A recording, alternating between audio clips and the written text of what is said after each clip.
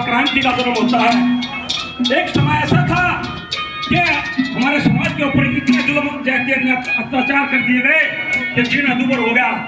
तो एक समय 1 जनवरी 1818 को एक लड़ाई हुई थी जिसमें 500 महारों ने 28,000 को सेना को मूली की तरह काट दिया था और बाबा साहब के ऊपर बैठकर उन शहीदों के नमन करने के लिए हर साल 1 जनवरी को जाते थे। सबसे पहले मैं उन शहीदों को याद करता हूँ। पहले कभी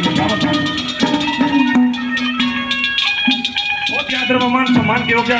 बलवान नाठी जी 100 रुपये से मान सम्मान करते हैं। बलवान नाठी जी को बार बार धन्यवाद देता हूँ।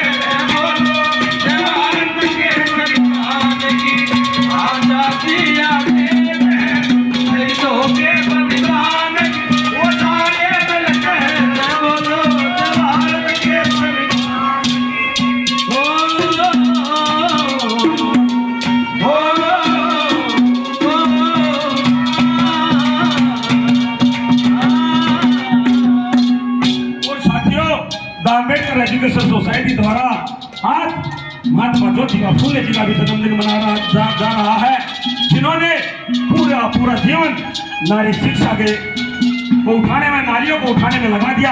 उनकी पत्नी माता सावित्रीबाई फुले ने भी पूरा जीवन समाज के नाम न्यौछावर कर दिया। तीसरी कली में क्या बता बोला,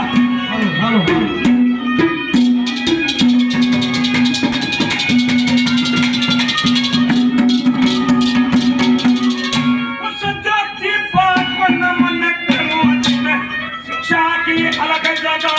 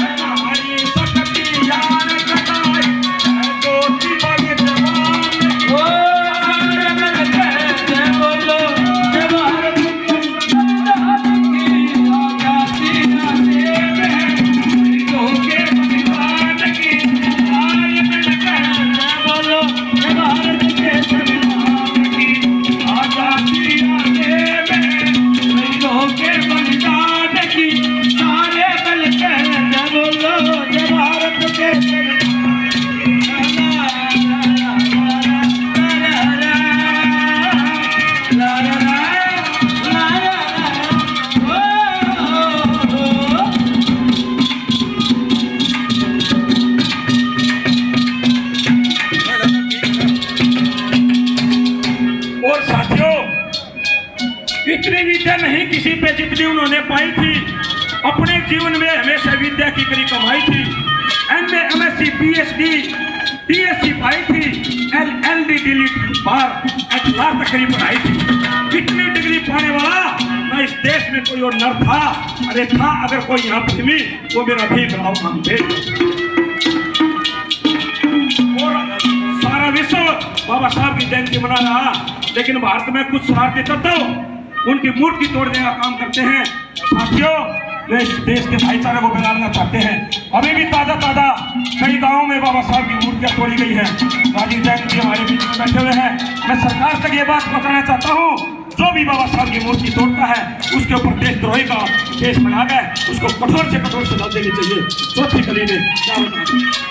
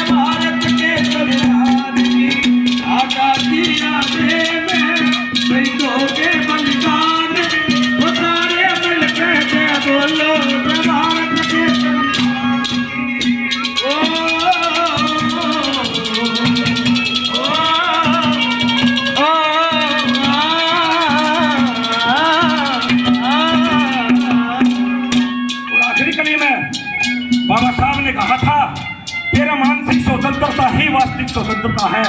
एक इंसान जिसका मस्तिष्क स्वतंत्र नहीं, वह भले ही बेड़ियों में ना हो, लेकिन वह गुलाम है। मस्तिष्क की स्वतंत्रता ही किसी के अस्तित्व का प्रमाण है। इनका जो मैं नाम ले रहा हूँ, उन्होंने हमारे को मानसिक रूप से आज़ादी दिलाई। किन किन का नाम लिया, आखिरी कली में